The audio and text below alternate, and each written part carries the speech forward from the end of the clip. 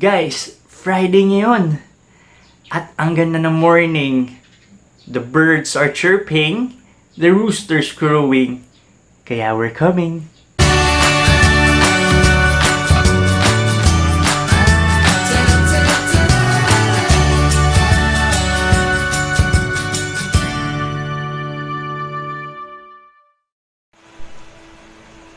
What's up mga doc? So, Maisa here and welcome to this vlog.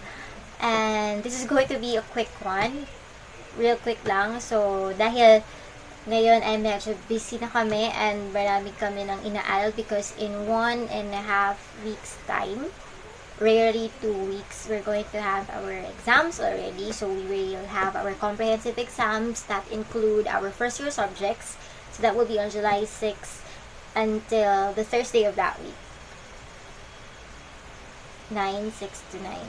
6, 7, 8, 9.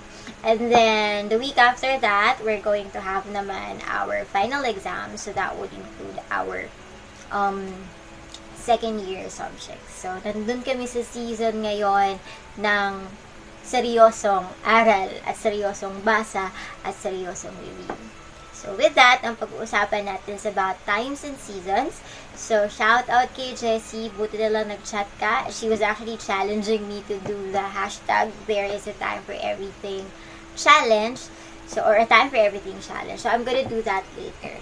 So, gusto ko lang i-exhort yung nakasulat sa Ecclesiastes chapter 3, verse 1. So, sabi doon, there is a season for everything and at time for every purpose under heaven.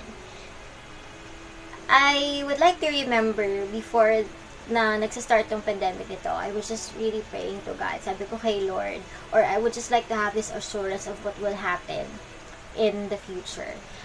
And He answered He answered and said, just trust and wait.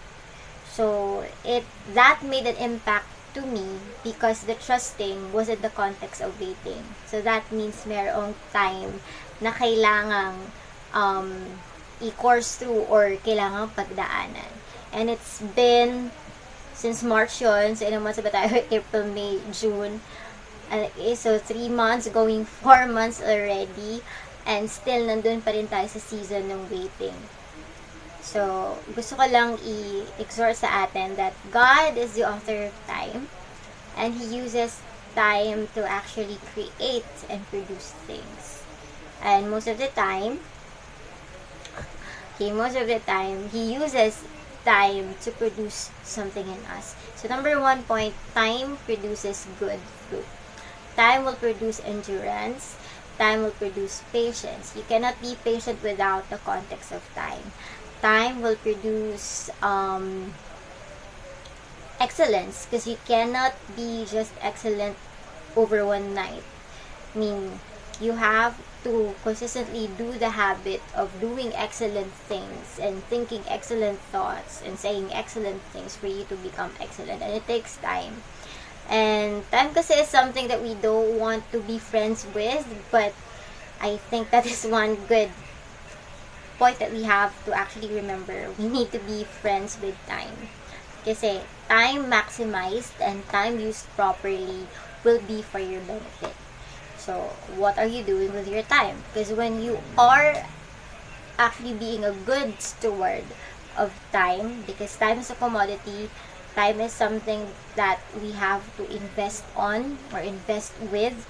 So, if we maximize our time, then we will produce good fruits.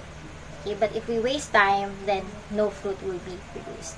And then the next point, so this is just going to be 2 points. The next point is that time is part of the process. Because time actually validates the whole process. Time validates intentions. Time validates truth. Time is everything. I mean, I can't imagine our life without the context of time. Our business leave for 120 days, and the pregnant woman would have to carry the baby and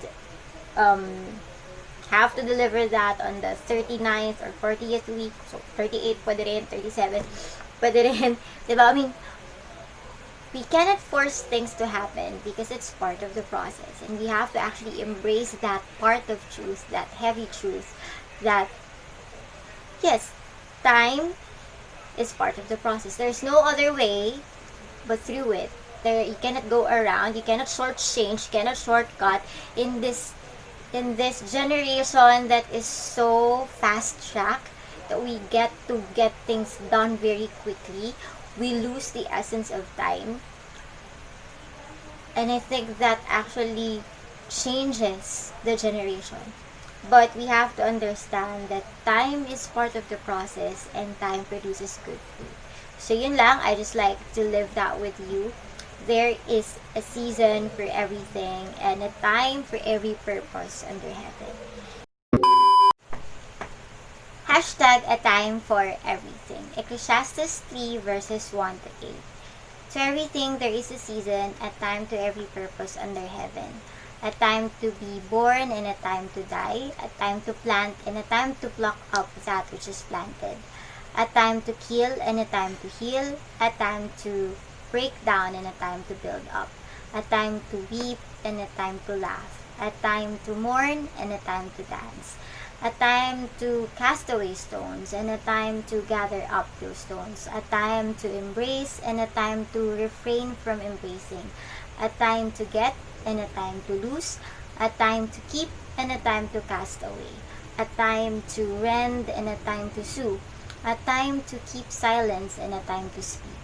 A time to love and a time to hate. A time of war and a time of peace. Tulad nung sabi ni Doc Maitha, indeed, there is a time for everything. Kaya if you're struggling over something, just wait. Hayaan mong mag-work si God sa circumstance mo. And also, let this video multiply those sensible challenges out there. Kasi having fun and doing things for God at the same time can be really rewarding. So guys, have a blessed weekend ahead and I hope you had a great time with us. I'm also challenging you guys to do hashtag time for everything challenge. Comment down on our Facebook page yung videos ng challenges nyo and we'll be highlighting them on our post. Stay safe and God bless us all. Bye-bye! Hashtag there is a time for everything challenge. Ecclesiastes 3 verses 1 to 8. Oh my goodness. Wait lang. Nalag ako dun. And guys, let this video be the start. So here's the challenge. Hashtag a time for everything. Ecclesiastes. Let this video multiply those sensible challenges out there. Kasi